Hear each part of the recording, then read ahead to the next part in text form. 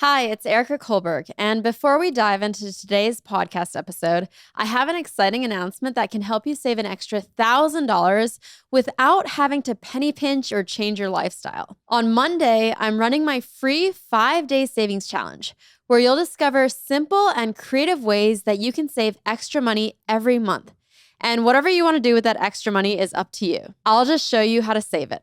The challenge is totally free to join.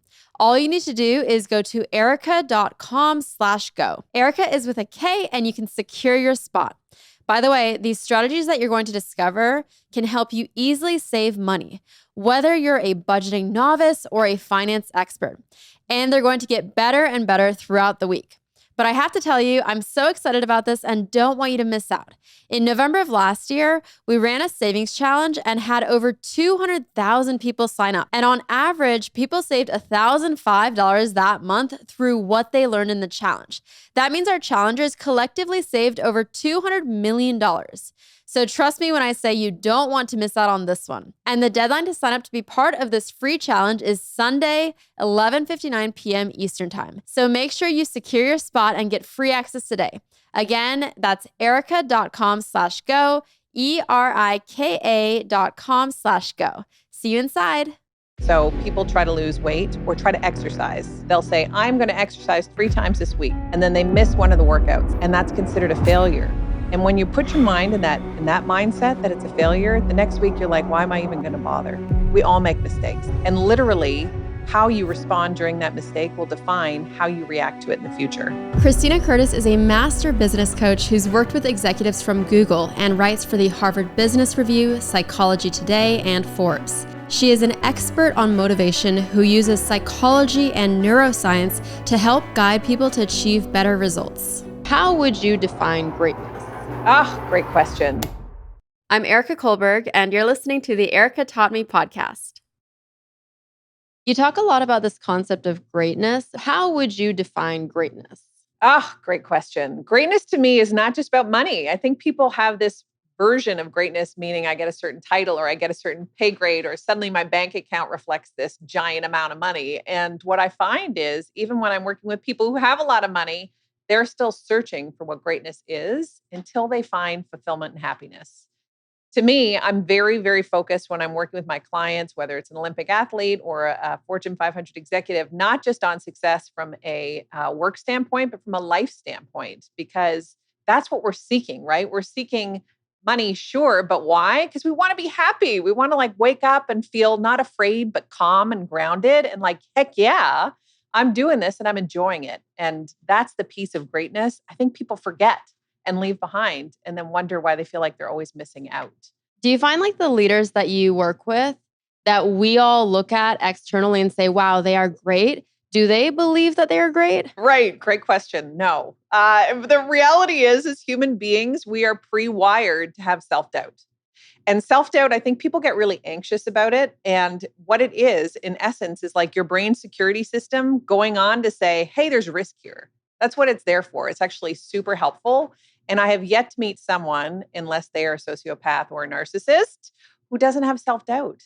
Because it's literally your brain's way of saying, okay, there's risk here. Double down, be thoughtful, be measured, and engage in a really careful way. But what ends up happening is we doubt ourselves. Then we get nervous. Then we get nervous about being nervous and we get in our way and we end up messing up because we create this self-fulfilling prophecy. But I have yet to engage with a leader who does not experience that. And they just don't say it publicly because it can affect stock price or it can affect all kinds of people's versions of what they see as this person as being.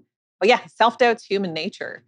And it's really interesting to me because what we do ultimately is just repeat previous thoughts and behaviors all the time. It's why I've been in this business 20 years and keep seeing the same patterns repeat for people because we operate on autopilot 43% of the day. 43% of the day. And when we're stressed, that actually increases. So it's like Erica from the past keeps showing up in your future and doing the same behaviors. And how can I get out of my own way? And that, to me, is the greatest obstacle for greatness. It's not out there. It's not something we need to achieve. It's actually figuring out what's going on up here. What do you mean specifically by operating on autopilot? Does that mean doing the same activities each day, like going to walk your dog, eating breakfast, or? Yeah, the brain loves predictability. It loves patterns. It's built to essentially save energy. It's an economical organ. So it's like, why am I going to create new thoughts? Why am I going to create new behaviors and patterns when the old ones are working just fine? And so anytime you may want to drive change, you'll notice like you get discomfort. It's like, oh, like for me, it's salt and vinegar chips. I love salt and vinegar chips. I had them yesterday. I did too. Oh my God, they're so good. But you walk by them like in the airport. And even though I might have made a fitness goal, it's like the bag is speaking to me. And I just get pulled back. It could be 9 a.m. I'm like, well, I might as well get the chips. I'm traveling. That's my way of rationalizing it. So that's just an example of even though I have a goal, there's a pattern that's repeating behind the scenes, and trying to change it creates discomfort. And what they've learned is actually the brain is operating on patterns throughout the day all the time, just pulling previous thoughts. Like you may have the same thought now, which is, by the way, terrifying if you have journals. I look back to when I was 16 and I'm like, wow, some of the same thoughts are still showing up. Are you kidding me? 30 years later, like, what am I doing? And so that's just such a great mechanism to say, oh, got it. It's going to show up. I don't have to listen to it, but the same patterns show up. So 43% of the time and upwards when we're stressed, it's like same pattern, same behavior, and we want a different result. We keep getting the same result. It's like, how do I break through that? How do I break through that? And that's what choosing greatness is all about to me. And do you think that the leaders that we look at today have lower than 43% chance of running on autopilot? Yeah, I think the leaders we look at who are at the top of their game have patterns that repeat because we can't trade up the brain for something else. It is what it is, but they don't engage with it the same way. So a great example is self-doubt. I'll feel self-doubt. Let's say I'm going up to do a big keynote and I'm standing in front of a company and there are thousands of people in the audience. And I'm like, oh my gosh, I don't know what I'm doing. I hope I don't screw up. And I get focused on the content, right? Like, I hope I get my words right. I hope I don't. And it just starts this spiral. So instead of allowing that pattern to run, what I find top executives and Olympic athletes do is they interrupt the pattern. They're like, no, thank you. And they anchor on something else because you're literally unable to get rid of that voice. Literally unable. You can turn it down with practice, but it doesn't go away. It doesn't go away. Even for the most successful public speakers, it doesn't go away. And so instead of allowing it to run and just giving into the voice as though it's real, it's like, no thanks, no pattern today. I'm ready. And I literally will watch athletes. I actually worked with this basketball player earlier in my career, and she'd step out on the court, even after she won a gold medal, and she'd run out and she'd feel a surge of anxiety.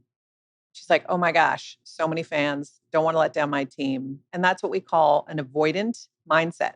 Because you're like, oh my God, get me out, right? It's like the brain's like, get me off the court. And that's not going to go well in basketball. You can't be out on the court and be like, please don't throw the ball to me. I'm planning on failing. Like, not a good idea. So instead, you get yourself into an approach mindset. So the pattern can run, but instead of feeling that I'm out of here, you're like, no, game time, game on. And you'll watch athletes high five each other. You'll watch them start to move their feet. They're starting to use that nervous energy to their advantage because actually it's the same thing as excitement. Below the neck, it's the exact same physiological experience. And so instead of allowing the avoidant to run, which is what we do, we're like, okay, I'm going to get out of here.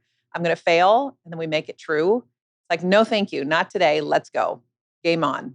And that, I can even just feel it saying it, that changes your entire chemical makeup. You're like, it is go time and you're primed to perform. That's interesting. So at the beginning of our conversation, my very first question that I was so excited about, I had prepped so much for you, I messed up. And I noticed when I mess up once, then I start to get in my head being like, oh, Erica, how could you mess that up? And then I mess up again. And like, I think on the fourth time I got that question right. Yeah. So what would have been the technique for me to use there? So if you are in a situation like this where you can't speak out loud and say, you're good, let's go. Because sometimes you can't. Say it in your head. Because instead, what you're listening to is the voice saying, oh my God, maybe she's looking at me. I don't want to screw up again. These lights are hot. Whatever it is, right? Whatever's starting, your brain is focusing on all of the risks. And we're allowing it to do that. That's its job. So instead of doing that, it's like, I'm good. I know my stuff. Let's go. It's literally moving into a go time. For me, I say, and it sounds silly, but when I'm about to have a keynote or whatever it is, and I feel that surge of adrenaline, which I could make mean I'm nervous, instead I'm like, got it, game time, let's go. and maybe because I've worked with a lot of athletes, but that to me puts me in the right mindset. And I don't sit down. If I can, I'll stand up and I'll be like, let's move your body and get into that physical mindset of go time.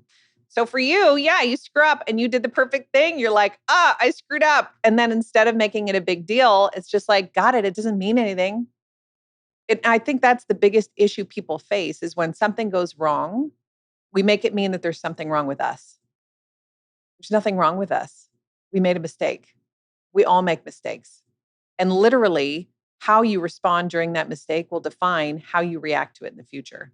So I've kind of realized this about myself that I talk negatively to myself all the time. And I'm always like, that's not good enough. That wasn't done well.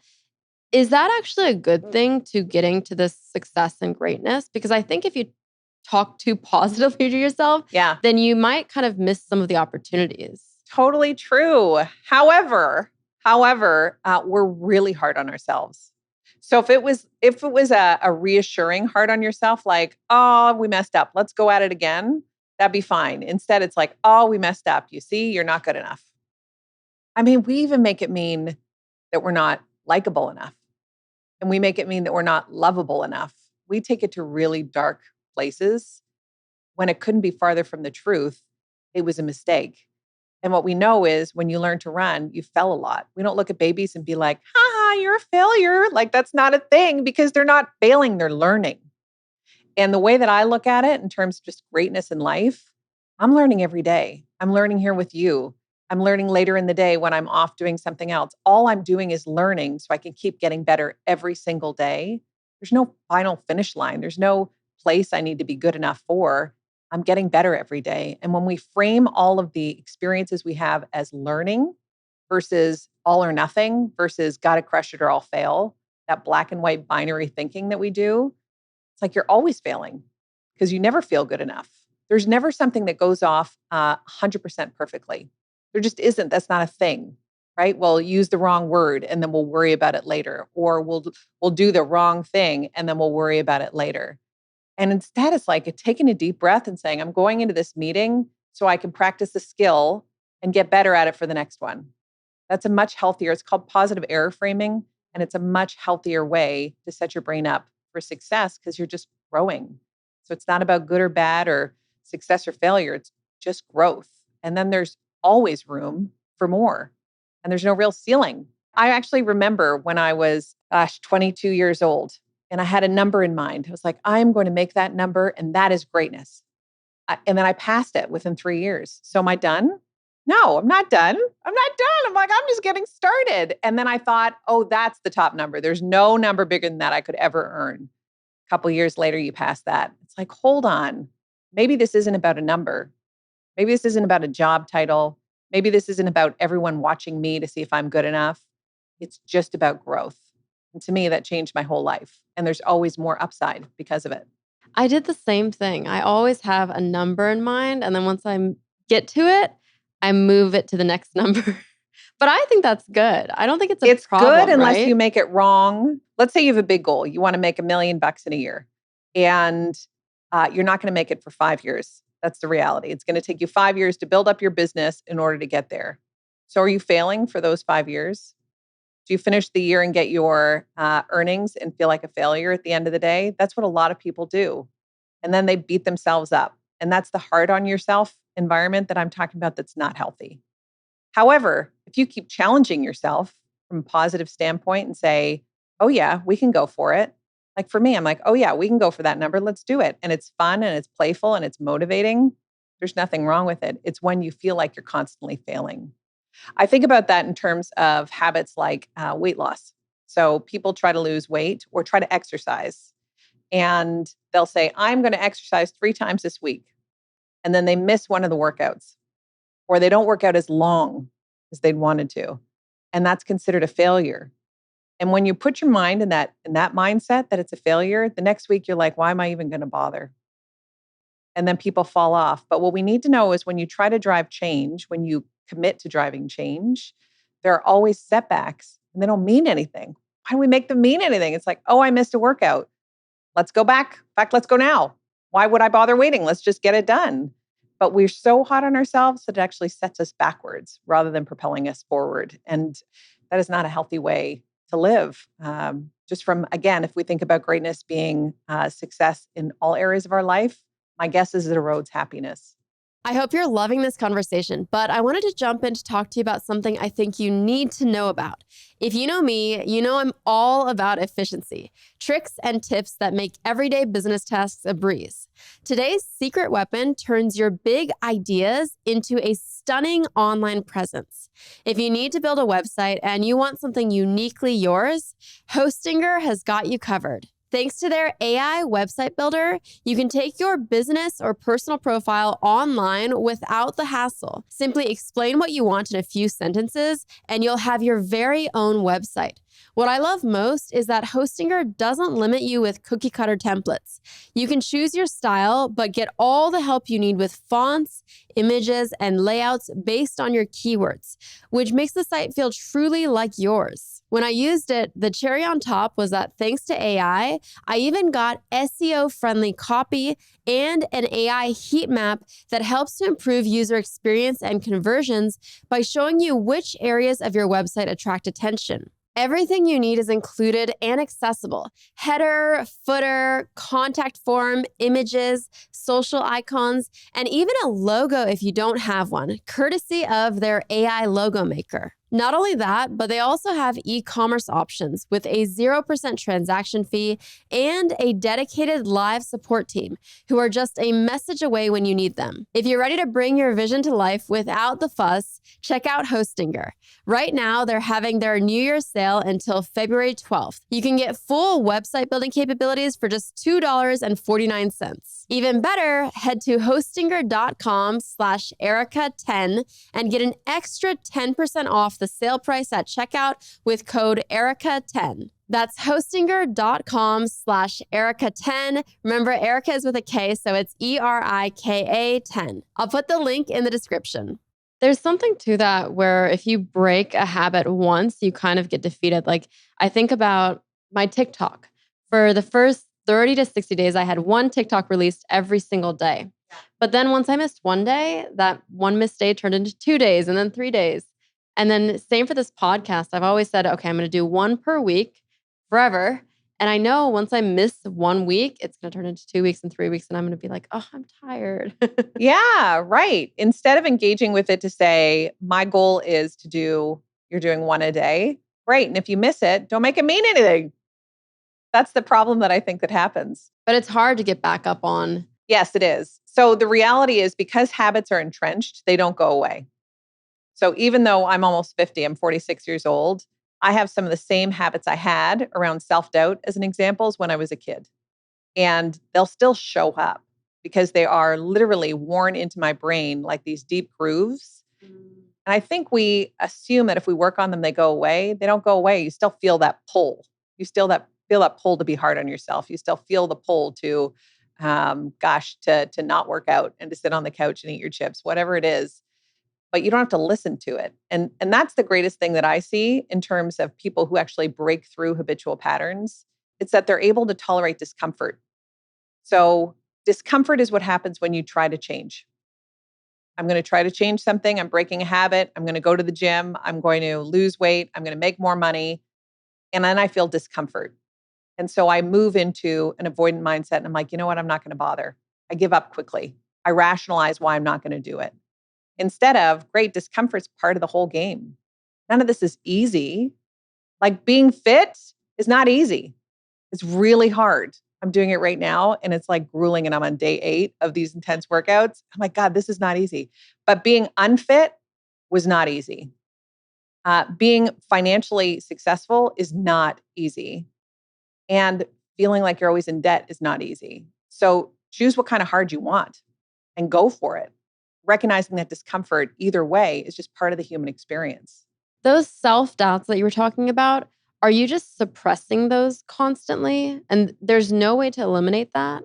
Yeah, I don't suppress them. I am friends with them. I'm friends with them, so they'll show up and I show love. So today I will get to the elevator and I'm coming out into your studio here to have a conversation. and you'll have a flash of, oh my gosh, I hope I say something intelligent or whatever. It's usually not that nice, by the way. It's like, I hope I'm good enough. And then you think to yourself, should I listen to that? Probably not. I know I'm good enough. I know I can do this. And I might make a mistake. I'm sure I'm going to make lots of mistakes. I'm ready. So it's just a different level of engagement. And what they look at from an Olympic athlete standpoint, sometimes it's easier in sports, is in the 2000 Olympics in Sydney, they looked at people who won medals and people who did not win medals.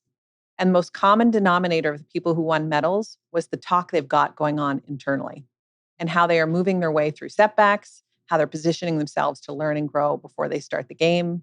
So it is very, very important that you allow those negative thoughts, just like clouds, like, hi, thanks for coming.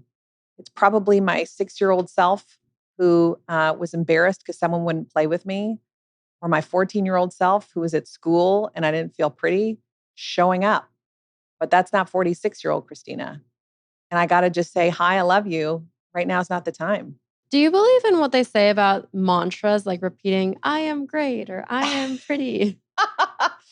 I don't do that myself.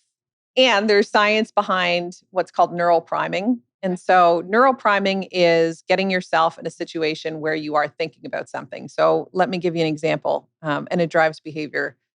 There's a fascinating study where they looked at MBA students and they put them into two groups. And they said to the first group, hey, this is going to be the most stressful, horrible time of your life.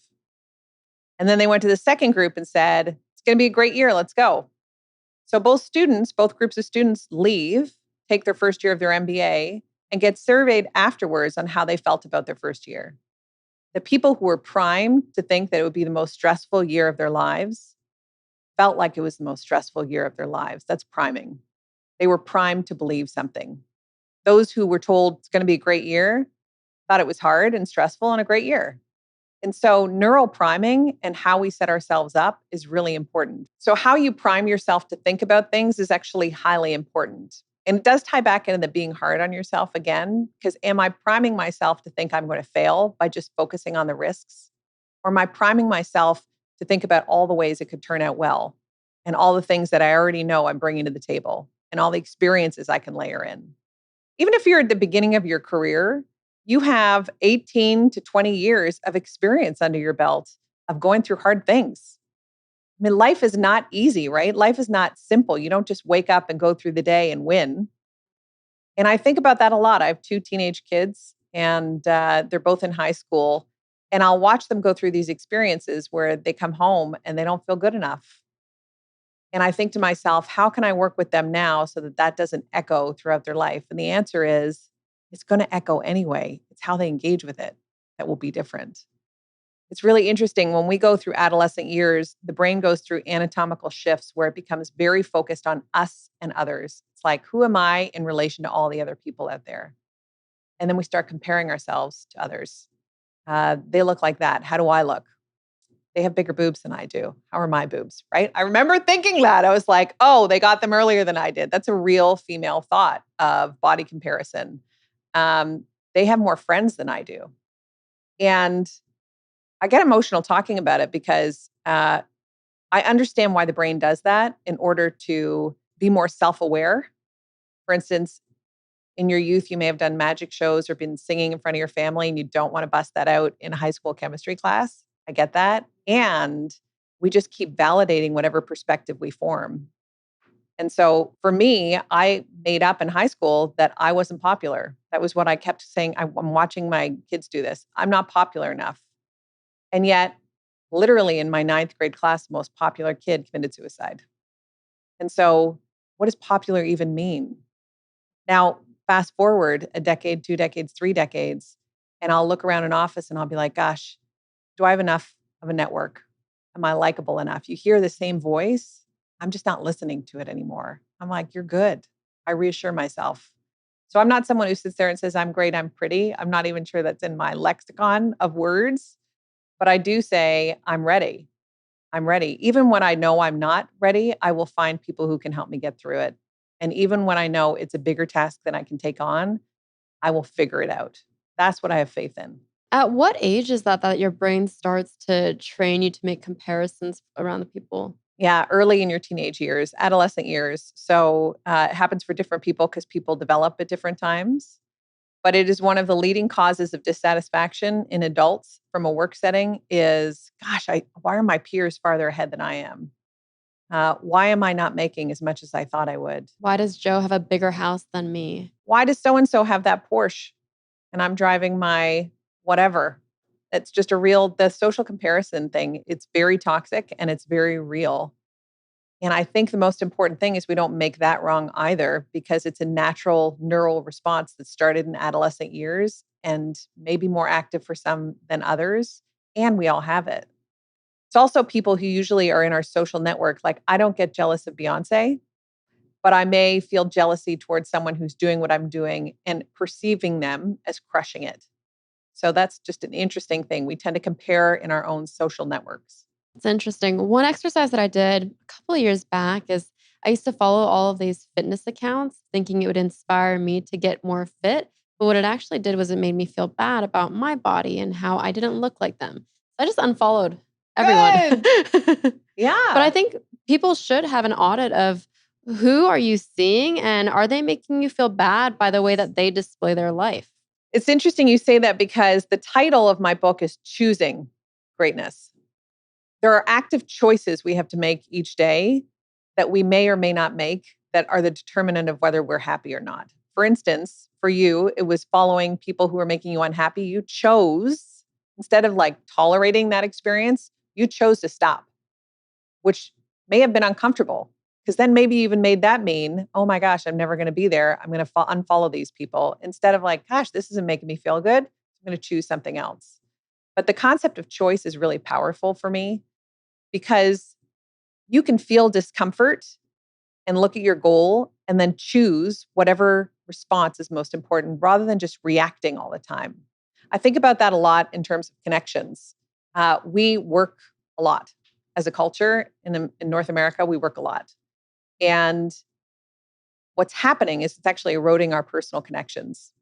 But to be successful in life from a happiness and a work standpoint, you need a network. There is no millionaire that I work with or billionaire that I work with who has built her empire alone. You need people around you. And here's why. It's actually really interesting. When you have someone in an fMRI machine and you're watching their neural activity and they're talking about someone they like, someone they have a positive relationship with, 14 parts of their brain activate. So they're dialed in. They're like, yes, I'm all in. I love this, whatever this person needs. Now, let's say that same person talks about someone with whom they don't have a good connection. 6 parts of their brain activate and 11 deactivate. And the 6 parts of the brain that activate are self-protective. They're like, gosh, do I trust them? Do I not? Should I say something? Should I not? Should I help? Should I not? So now imagine building your network and your army of people who have 14 parts of their brain activated, who are dialed up and linking arms with you, ready to go after whatever you want to achieve in life. That is a complete game changer. That is literally taking you from 0 to 100 because you now have however many people rowing in your boat versus you just paddling really hard alone and feeling tired.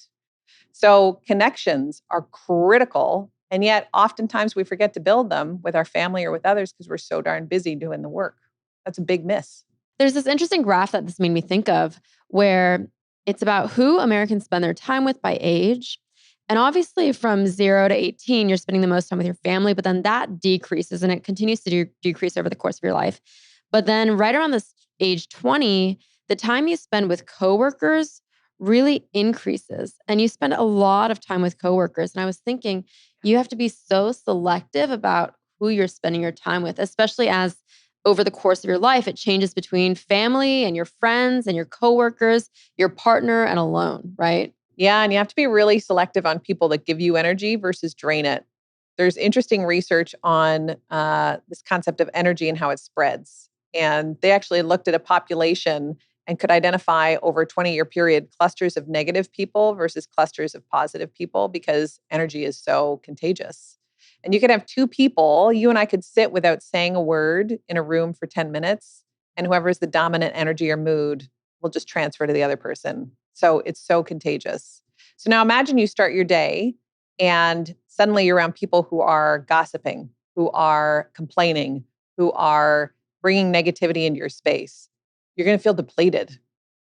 And then suddenly you're going to be going out there with negative energy and seeing other people be negative to you and be like, gosh, why is everyone so negative? And yet it's your energy that you caught from someone else that you're giving to others. It's just like it's contagious. So I'm very conscious of going through with my clients, who is your inner circle? Who are the people that are bringing you energy, that are filling your cup? Because you can't, as they say, pour from an empty cup. So if you're feeling drained by the end of the day, in the middle of the day, at the beginning of the day, how effective are you actually going to be? It's tough though when you're at a workplace and Yeah. it's your boss that has negative energy or it's your coworkers. Yeah. It's harder to avoid. But at a certain point, you may have to make the decision that if they have this negative energy, maybe it's time for me to switch jobs. Completely. Yeah. And that happens often, actually, because not everybody's a good fit for you in terms of what full greatness looks like from a happiness and a success standpoint at work. And if you're leaving work every day feeling drained and down, guess what? That has an impact on whoever you're going home to. And it definitely has an impact on your health. There's all kinds of research around the impacts of stress and negativity on your own health. So I think to myself, is this what I actually want for my life? And if it's not, again, it's hard to change, but it's hard being where you're at. Which one do you want to choose? If you have a business that you're trying to grow, it can be really easy to fall into the trap of trying anything and everything to achieve success. This is what's known as shiny object syndrome. Something I've learned along my business journey is the importance of focus in order to help your business thrive. Don't get caught up in repetitive tasks when you should be focused on the bigger picture. If you're trying to grow your business and love efficiency, you should know these three numbers: 37,000, 25, 1. 37,000. That's the number of businesses which have upgraded to NetSuite by Oracle. NetSuite is the #1 cloud financial system, streamlining accounting, financial management, inventory, HR, and more. 25. NetSuite turns 25 this year. That's 25 years of helping businesses do more with less, close their books in days, not weeks, and drive down costs. 1, because your business is one of a kind. So you get a customized solution for all of your KPIs, key performance indicators, in one efficient system with one source of truth. Manage risk, get reliable forecasts, and improve margins. Everything you need to grow all in one place. There's tremendous power in having all the information in one place. If you're obsessed with efficiency like I am, then right now, download NetSuite's popular KPI checklist, designed to give you consistently excellent performance, absolutely free at netsuite.com/Erica. That's netsuite.com/Erica to get your own KPI checklist. netsuite.com/Erica, and I'll put the link in the description. Now back to the show. You mentioned that when you work with the leaders and athletes that you work with, you go through these exercises. One is taking an audit of who they're spending their time with. What other things do you go through with them? I'm a big proponent of finding the right tools that just get us to think differently about things. So one of them is auditing who's in your inner circle, who you're spending time with. Another one is auditing what you want and why. I find it's really interesting when you dig into what people want. Sometimes it's from other people's wants and needs. Maybe it's a parental idea of what success looks like. Maybe it's friend influence because you're jealous of what your friends have in your particular social cohort. Uh, but when you really want something and you get very crystal clear on what that is, suddenly the path to getting there becomes that much more fun because you know you want it. You don't feel resentful. I remember early in my career, I started in sales and I was in Niagara Falls and I was running a workshop for business owners. And there were, I don't know, 200 people in the room. And I had a little boy at home who was not well. And I got a call from a hospital in the middle of this workshop. And they said, "Hey, Christina, we need you to come in. We've got some bad news for you." And what they shared was that my son had a rare neurological disorder that affects 1 in a million kids. And I had this moment where I'm looking around the room and I realized I could not be there. This is not where I was supposed to be. And I got really clear that whatever that path was, it just closed.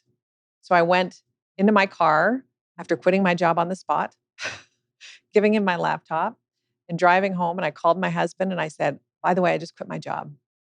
And he said, could you please call me next time you go through something like that? I'm like, I just got to get home and we got to figure this out. And I got home and I opened the door and this beautiful little 2-year-old wrapped his arms around my neck. And I realized that was my job. And that was it for a year. And I just stayed with him and got him on the right trajectory. But I'm a strong proponent that success looks different at different parts in your life too. As a working mom and an entrepreneur, I'm really committed to knowing what's important to me at any time. And for some executives, that even looks like going part-time so that they can be elsewhere in their life. Maybe they have kids who need their attention. Maybe they have parents who need their help. So success changes over the course of your life rather than just if you're holding on to one goal, get really clear on why you're holding on to that goal and make sure it's the right one. You're not just stuck to it because you think you should.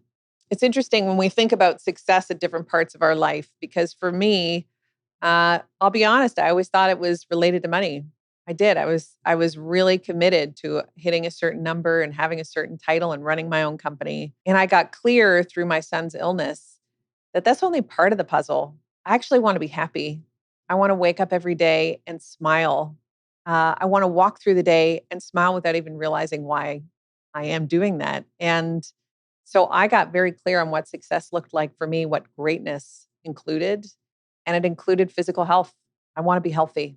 When my son got sick, it impacted my health significantly. And so that became a choice I was no longer willing to make. I got really clear that there was a financial goal because I want to live the life that I want to be living. I want to travel and I want to stay in expensive hotels and I want to enjoy my car, whatever it is. Those things bring me happiness. So I got clear on how big the business was going to be, and that continues to evolve. And then I got clear that this is my life, my one life. To me, that was the biggest motivator out of all of it. I'm not afraid.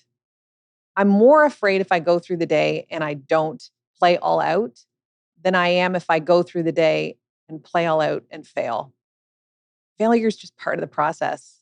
I got really clear that this was my one life after our son got sick and he was in and out of the hospital and he was about 8 years old. And we were just tired of hospitals. We were tired of needles. We were tired of tests. We were tired of no answers. And so we went up into the mountains with our kids and it was raining outside in October. So you can imagine, like, not great outside. We're sitting by the fire playing Monopoly, happy. And he's like, Mom, can we go for a walk? I'm like, why do you want to go for a walk? But I was living my all-in life. So I'm like, yeah, let's go for a walk. Great idea. So we go outside and it's teeming rain. And about 500 feet from our house, I look at him saying, like, let's go back inside. And he was smiling at me. He had the biggest grin and he was taking his shirt off. And the rain was just pelting down on his chest. And I was like, hey, buddy, what are you doing? And he said, Mom, what if I never got to do this again? And for me, I really got that it is such a gift every single day that I can be here with you, that I can show up with my family, that I have the privilege of being able to hang out with cool people at work who I'm just so grateful to support. And my husband actually saw him taking his shirt off and ran down as well. And he took his shirt off and the two of them just danced in the rain. And I'm like, got it. This is my life. I'm not going to miss another day of it.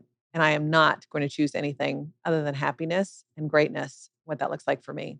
I will say, as a female, oftentimes when we think about, yeah, this is my life, there's a sense of guilt almost in, like, it's selfish to want what I want. I especially for people out there who have been raised in this gender dynamic of male and female. I remember starting my career and thinking, oh yeah, my husband's going to make more than me. That's normal. That's what he should do. And I had to reprogram myself to understand that, oh my gosh, I'm capable of achieving whatever I want to achieve. And I actually believe that wholeheartedly. If I wanted to be a doctor today, great. I'm going to figure out how to go back to school and make it happen. If I want to be a firefighter, great. I'm going to figure out how to make it happen. I just don't want to limit myself with beliefs that were ingrained in me from society and or my fabulous parents, who I do love and adore, who unintentionally had their own beliefs that then came to me. I just refuse. I refuse. I want to figure out what I want. So when you talk about tools, it's like, what do I want and what beliefs are getting in my way and holding me back because I believe them to be true, even though someone else might not. It's fascinating. Can anyone achieve this level of clarity you have? Or do you think it's unique to the experiences that you've had, the fact that you spend your life researching these things? With 20 years of experience in this industry, 100%. Anyone can achieve this level of clarity. It helps to have a thought partner, someone you trust who you can speak to about what you want and start working through it rather than just trusting your own mind, or a journal. If you can trust a journal just to start writing about what you want rather than what you don't want. And while I've had life changing experiences, the more I share, the more I realize we've all had life experiences of our own kind. It's interesting. My daughter, who's younger, was talking about hardships in her life. And I'm like, hardships? What do you mean hardships? But when you hear her talk about it from her perspective, I'm like, of course, we all do. We all have the moment where we didn't feel pretty, the moment where we didn't feel smart enough, the moment where we felt afraid. All of us have experiences where we go through that. The moment our heart got broken for the first time. Oh, and it's not just the pain, but it's the rejection. Social rejection is one of the most uh, powerful mechanisms that get in our way. Because when you feel social rejection, when I don't feel loved or liked, whether it's even with my husband today, who I've been married to for 20 odd years, and he makes one comment, it can actually activate the same part of the brain responsible for physical pain. So if I feel rejected, it hurts. If I get feedback at work, it hurts. It literally activates the same parts of the brain for physical pain. And so stubbing my toe and getting feedback could be the same experience.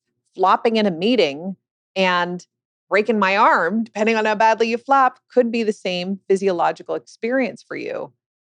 And so when I think about that, what your brain is then going to do is avoid the opportunity to take a risk next time because it hurt. Am I going to put myself back out there? I don't know. That hurt. The only thing I can share with people, and what I often say to my clients is, it hurts anyway because you feel like you're missing out. It hurts anyway because you don't feel like you're achieving the level of success you want. So if discomfort is just part of the human experience, let's stop making it so significant and just lean in. I think about that a lot now that I'm getting in shape again, because I'll go work out and I'll be running on a treadmill and I'll get to like minute 3 and feel discomfort. I'm like, I'm done. It's good. And my legs hurt and my lungs are burning. And I'm sitting there sprinting, wondering why the heck I'm doing it. And sometimes I'll even rationalize getting out of it. If I'm in like a group exercise class, I'll say, gosh, this person's music sucks. This is why. This is why I'm not going to work out as hard. There's some internal rationalization as I get uncomfortable, but I don't. I lean into discomfort. I can handle that discomfort because I know it's my muscles growing. So it's the same thing when you're out there putting yourself out in a relationship, having a hard conversation in conflict, getting feedback at work. I'm putting myself out there because I want my brain to grow. I want my experiences to grow. That's all it is. It's growth is uncomfortable. Let's lean in. It's actually really rewarding when you look at it from that mindset. And I think it gets easier Yeah. the more you are putting yourself in uncomfortable situations. Yes. Because I remember when I quit the law firm, one of my goals that I wrote down was I want to be in more uncomfortable situations. So things like public speaking, I hated. The idea of being in front of a camera, I hated. But I realized the more I put myself in front of these situations, it's not easy by any means. Even this podcast, I'm on my 53rd episode. It's not easy, but it gets slightly easier Yes. each time. Yeah, there's this powerhouse female executive I interview in the book, Kim Rivera, and she worked at HP as their chief legal officer. She's now at OneTrust. And she said, Christina, I am able to tolerate discomfort and stress. I can hold on to it more than when I was younger. And I thought that was really interesting because it's true. As we get more exposure to discomfort and stress, quote unquote, we're like, oh, it's not going to break me. I'm okay. And then we don't focus on it as much. We'll focus on another part of the task. It's really interesting too around stress because we're afraid of stress. We're afraid of it. We've been told it's awful. We've been told it's bad for our health. And I'm not discounting any of that because it is true when it's distress. But stress is actually super healthy. Putting some level of stress on the mind gets you ready to perform. I mean, imagine going out into a tennis match and feeling no stress and like really relaxed. You're not going to play at your best versus, okay, this is it. I'm ready. I'm priming myself to perform.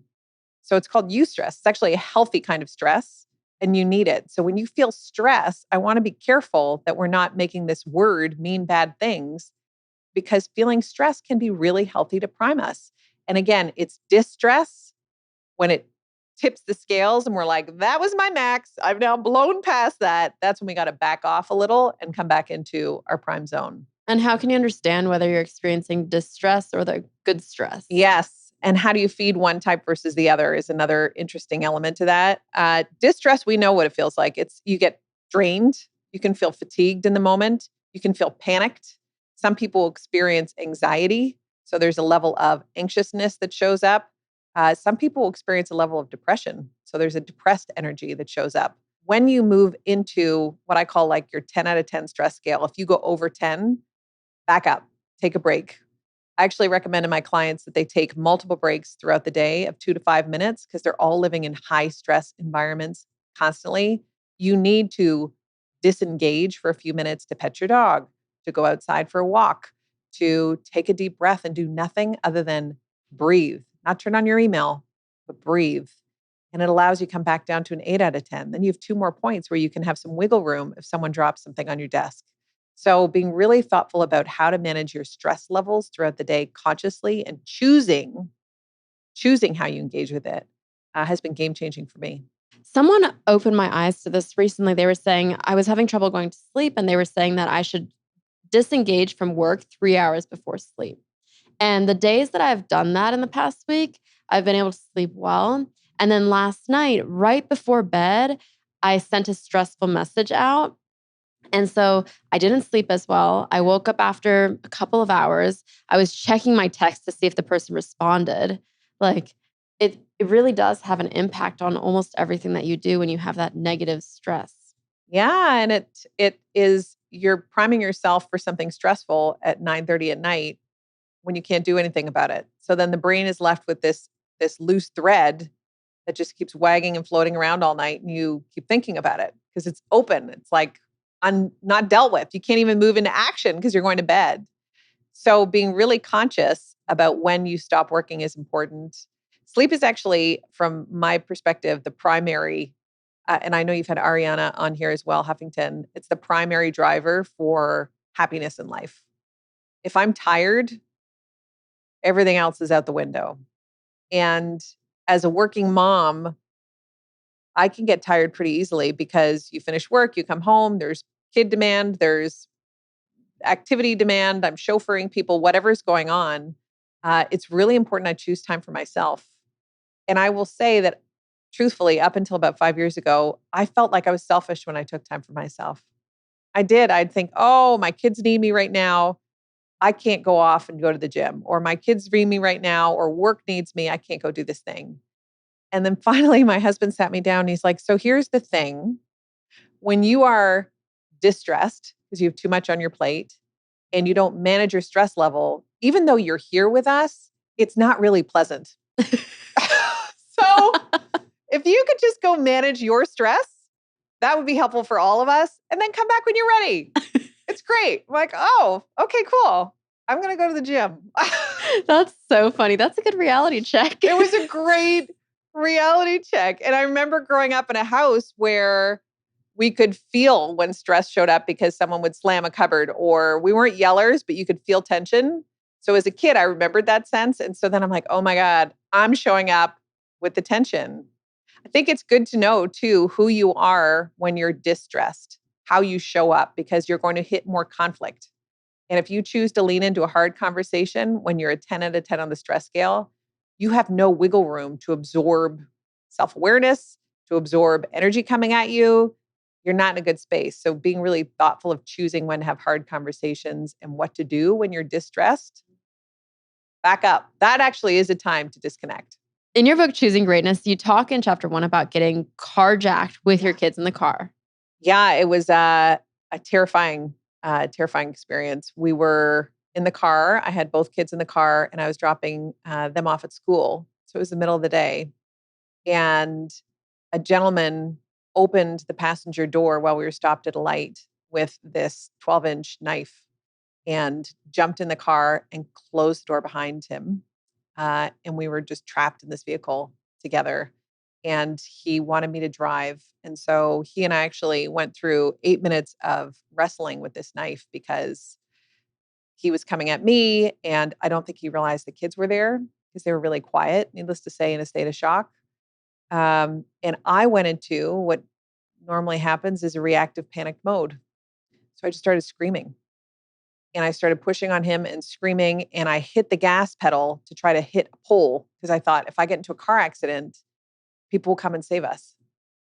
And then he grabbed the wheel and swerved it. And we were back in the road. And I was like, okay, I'm going to swerve in oncoming traffic. In my head, if I get into an accident, people will save us. So I swerve over this median and he pulls the wheel back and we're back in this traffic going the right way. And then my little kid in the back seat says to me really quietly, it was like all this screaming chaos and this tiny little voice. And he said, Mom, what do you want me to do? And it totally interrupted my pattern of panic. And I realized no one's coming and that I'm the one that has to figure this out. So I took a lot of deep breaths and I got really clear that reacting versus responding thoughtfully, I needed to choose responding. I needed to be thinking because when you're reacting and panicked, you don't think, you just do. And there's a time for that. But now is actually not the time.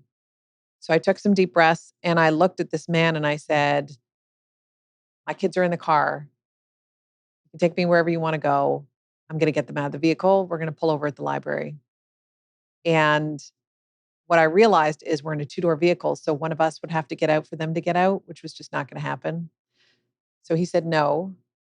And then I just started running through possible scenarios in my head of how to get through this experience. And what was so cool is I was really clear-headed and really calm. And I realized after about 8 minutes that he was going to take us to a dark street, quiet street, where it was just our family. And I was not willing to make that decision. So I was going to fight him. And I actually said to him, hey, could you get my phone out of my purse and put on YouTube? And let's watch SpongeBob SquarePants for the kids. Let's throw on a show. And I was talking to my kids like we were just sitting there having our morning cereal. Hey guys, what do you want to watch? Kung Fu Panda? No, we just watched that one, Mom. Okay, what else should we go through? And I think because I was so calm, he got thrown off and his energy, which had been where my energy was, slowly started to come down. And in my mind, anyway, he got the extent of what he was doing, that there are kids in the vehicle, that it's not just a single female, that this is probably not a great scenario for him. And he said, pull the hell over. We pulled over and he took off. And they never caught him. But I got clear on the difference between panicked reaction and thoughtfully choosing how to respond. And from my perspective, just that little whisper in the back seat saved our life. Oh my gosh. It was an intense day. It was an intense day. How long ago was this? 4 years ago. So they were pretty young. Yeah. And we got clear that he was not in it for the car. He wanted me. He didn't take my Rolex. He didn't take my purse. He didn't take my credit cards. He didn't take anything. He had his target. And but yeah, this little whisper. It's so funny what jolts us out of a panicked state. And this little whisper from the back seat, Mom, what should we do? I was like, oh my God, nobody's going to save us. I actually had to figure this one out.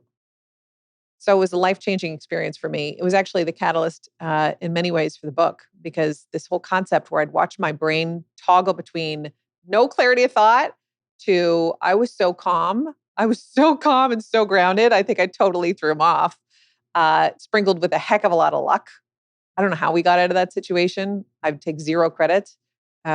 We got lucky.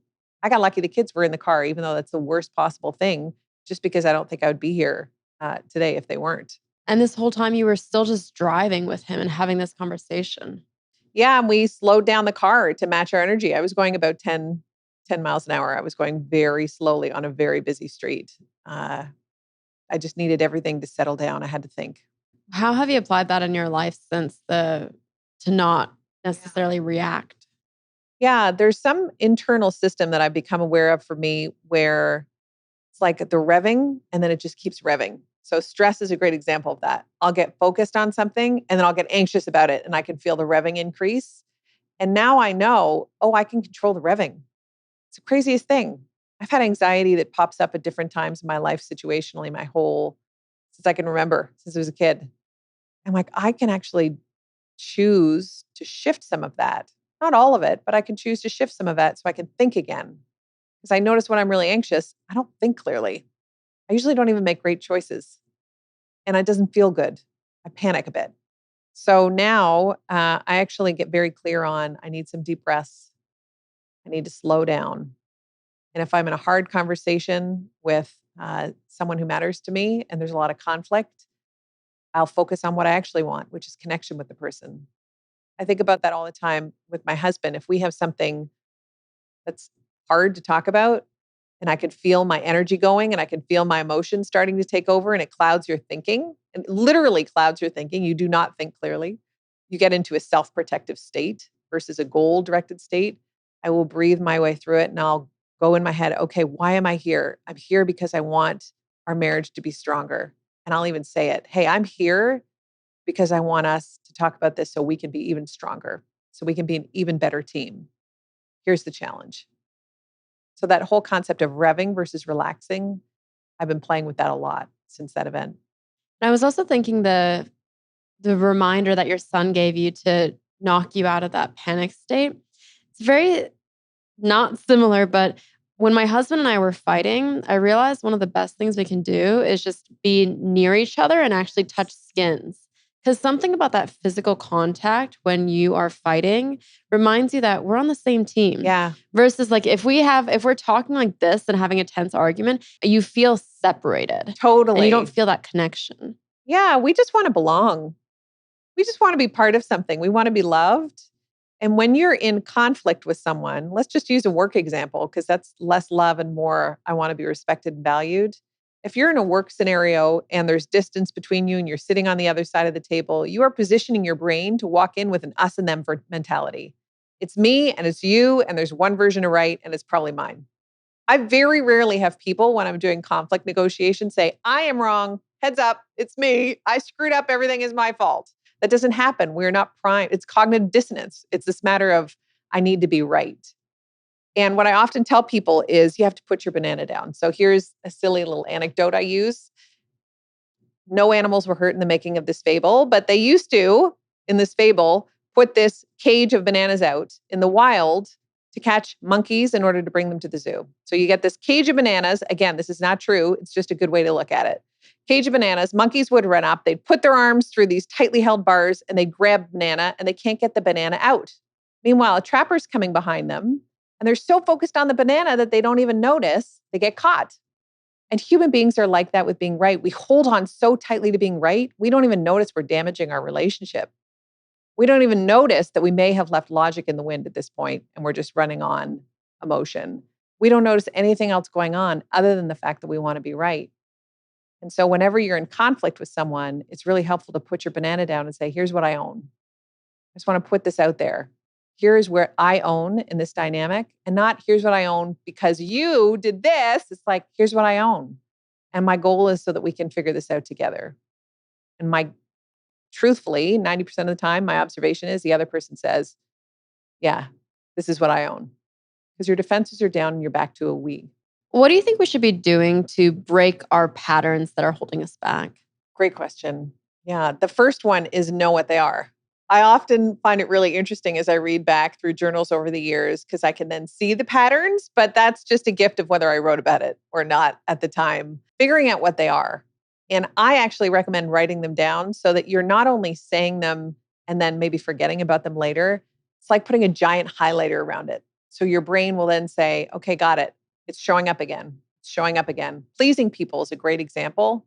People love to please other people, even to their own detriment.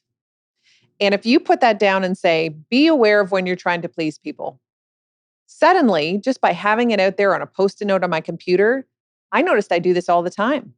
It had ripple effects I wasn't even aware of. And it's okay to want to make people happy. However, just automatically, from a pattern perspective, pleasing people around you, maybe not saying what needs to be said, maybe not doing what needs to be done, maybe not putting yourself in a position where you can win because you're just pleasing other people and want to be liked. It was really interesting for me. So being really aware of it and writing it down. There's actually really interesting research around that because 3 out of the 4 people who go through a heart event, cardiac event like a heart attack, don't actually take doctor's orders around exercise and nutrition and stress management. Maybe because they haven't identified what those patterns are. So we just go back to the way it was. I do this all the time. I do this all the time. Let's say my goal is again to get fit. I may easily fall back into this pattern of not really working out in my day. And then I'll rationalize it. I didn't have time today. I can't prioritize myself. There's too many other things going on. That's not choosing it. The book is not called Choosing More of the Same, right? It's called Choosing Greatness. And so being aware of what the patterns are that you want to break in your marriage, in your relationships, in your personal life, or at work is super important so that your brain starts to watch for the ripple effects when they show up. Because a pattern happens unconsciously. We don't even know sometimes when it's playing out.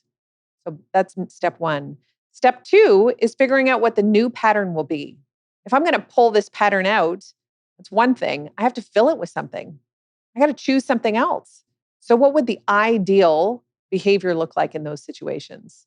What would the ideal experience look like for you? And getting clear on how you're going to literally pull one piece out of a sequence of events and put a new one in is really powerful because then you're priming your brain to look for those moments of when, oh yeah, this is when I'm supposed to pull that out and put that in.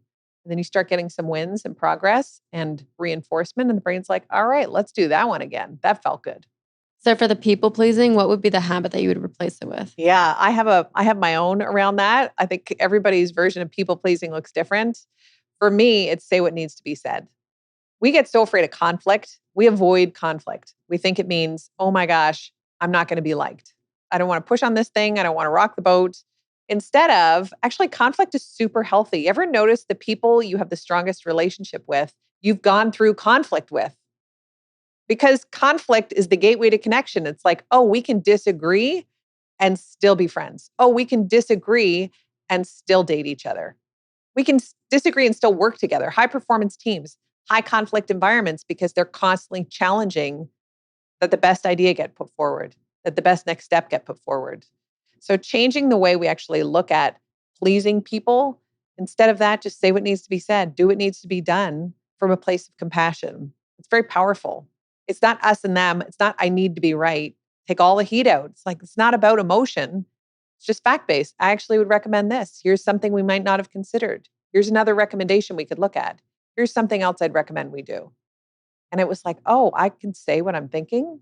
I just have to say it without all the heat. Instead, we come in so hot, the other person's like, whoa, now I need to be right because this person's attacking me. It's like coming at someone like a train. You put them into a defensive mode right off the bat. And then we wonder why the conversation didn't go well. And step 3 is know you're going to screw it up. If you look at the change management process, the last step is relapse because we do relapse into our old patterns. It's going to happen. We don't need to beat ourselves up about it. Just go back to choosing again. Oh yeah, I slipped up. Oh yeah, I said the wrong thing. Let me own it and move on. I call them my cleanup conversations. If I miss a workout and I wanted to work out that day and I rationalized it away, I'll just clean it up. Christina, you missed it today. Want to go now or tomorrow? Tomorrow, great. That's my internal talk. If I'm with my husband, I'll say, gosh, I actually was supposed to do this and I didn't. Let me clean it up. That's on me. Moving on. I don't need to make myself wrong. The brain is so binary, right? Black and white, right or wrong, good or bad. It's like there's all kinds of options in between. We just have to choose something else and another way to engage with it. This has been beautiful. We have a closing tradition. The podcast is called Erica Taught Me, but really today is all about Christina Taught Me. So what do you want people to walk away saying, Christina taught me this? I would love for people to walk away from today and realize that Christina taught them this is their one life. This is their one shot, and that they are worth the time and investment to lean in and do whatever they choose so they can achieve their version of greatness. That would mean the world to me. Thank you so much. Thank you. If you've enjoyed the episode, please take a moment to leave a review. It really helps support what we're doing. Thanks for listening, and I'll talk to you next Tuesday on a brand new episode of Erica Taught Me.